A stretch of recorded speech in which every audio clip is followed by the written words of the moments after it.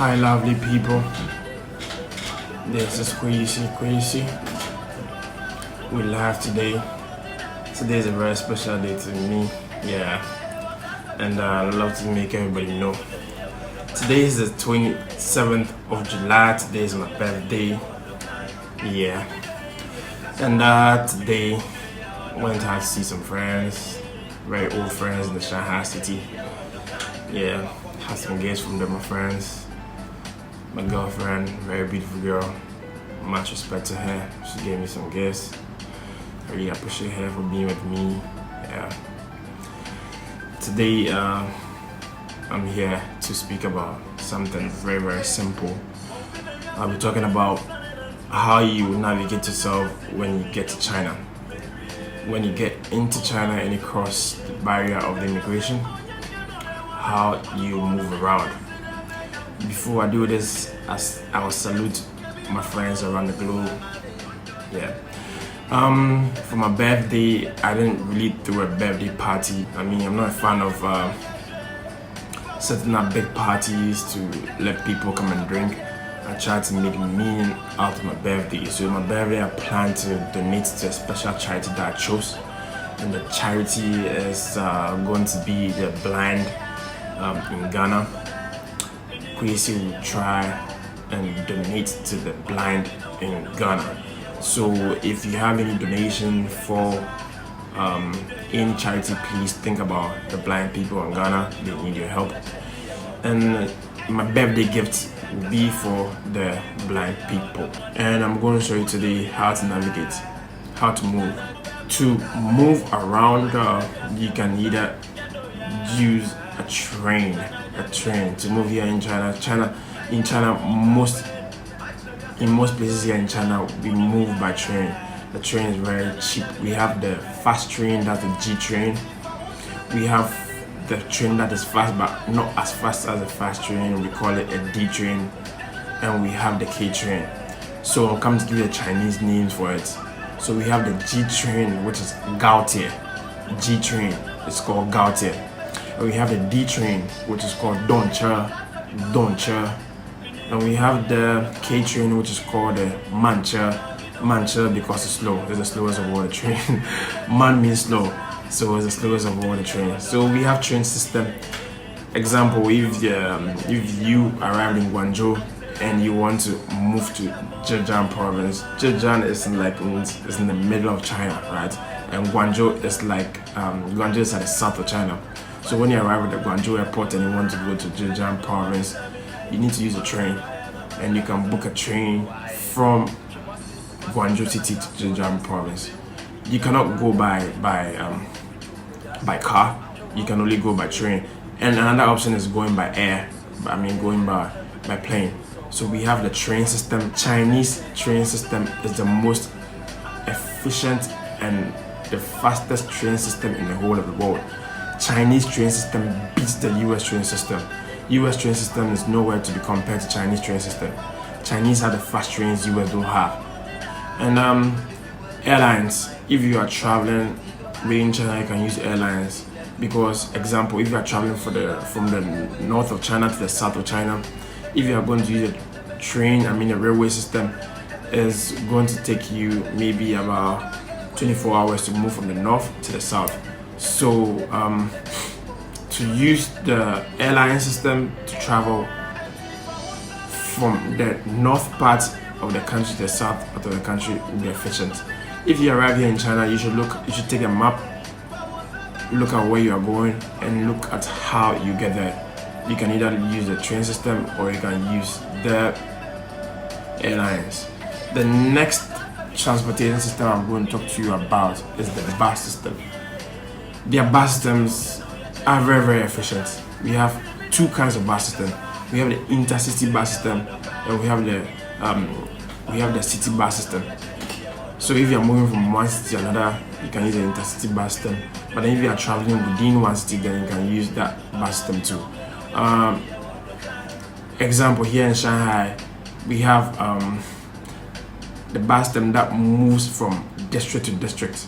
So we have a bus that move from, let's say, Songjiang district to maybe Pudong District and New Pudong District. So if you are traveling within Shanghai, you can choose to use the bus system. But then if you are traveling from maybe Shanghai to a place like Yiwu, you can either use a train or you can either use the bus system. We have long distance bus that goes to very long places. Even there are buses from here, Shanghai to Guangzhou. There are buses that can go a long way. But then the long distance buses, those are the buses that you can sleep in. They are sleeper buses, so you sleep in and it takes you to your destination. The next thing I'm going to talk about is the subway system. The subway system. The subway system is supposed to be transportation within the city.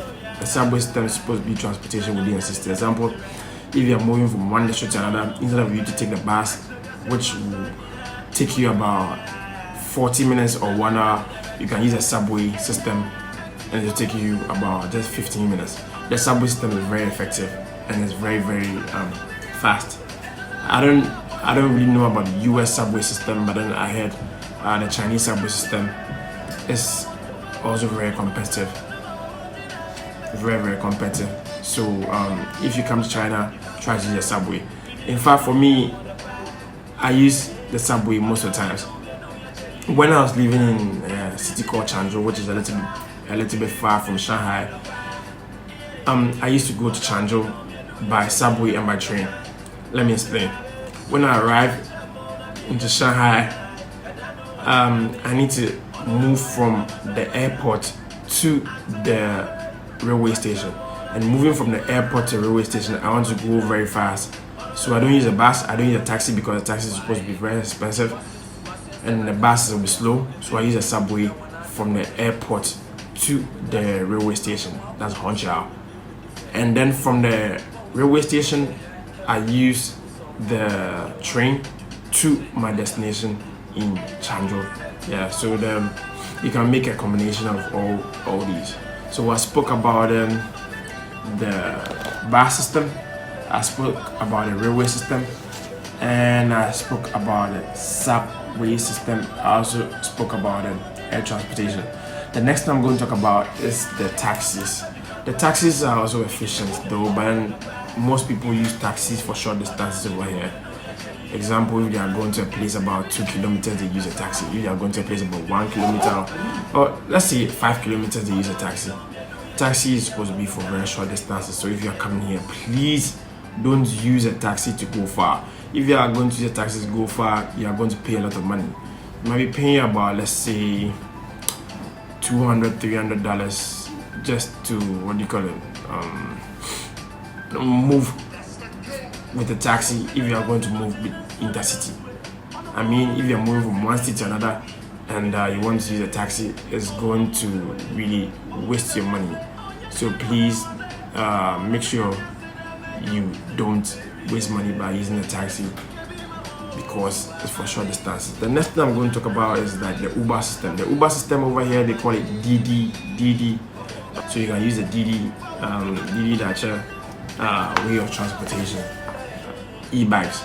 Here we have motorbikes, which is football powered, and we have the e-bike, which is electronic bike. The e-bike here is mostly used by the Chinese natives, right? Because the e-bike is very cheap. The e-bike is just like electronic bike. They charge it like how they are charging their phone. They charge the e-bike, and throughout the day they can use the e-bike like a motorbike. Four bikes over here, that's a petrol powered bike or the diesel powered bikes, are very expensive over here because the government wants to cut down on pollution. If you are using things which is petrol and diesel powered, you pay a little bit more. But then if you are using like electronic bikes, electric powered cars and all that, you don't pay a lot of you don't pay a lot for it. You get me? Yeah. So if you're living in China and you want to cut down on your expenses, you can get one of these electronic bikes to be moving around.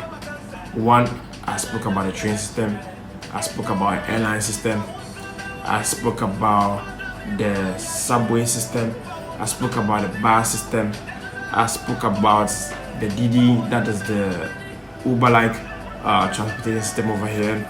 And we talk about the e-bike, which is very efficient over here, the motors and the normal cars. So if you come to China, just try and find a very cheap way of moving around.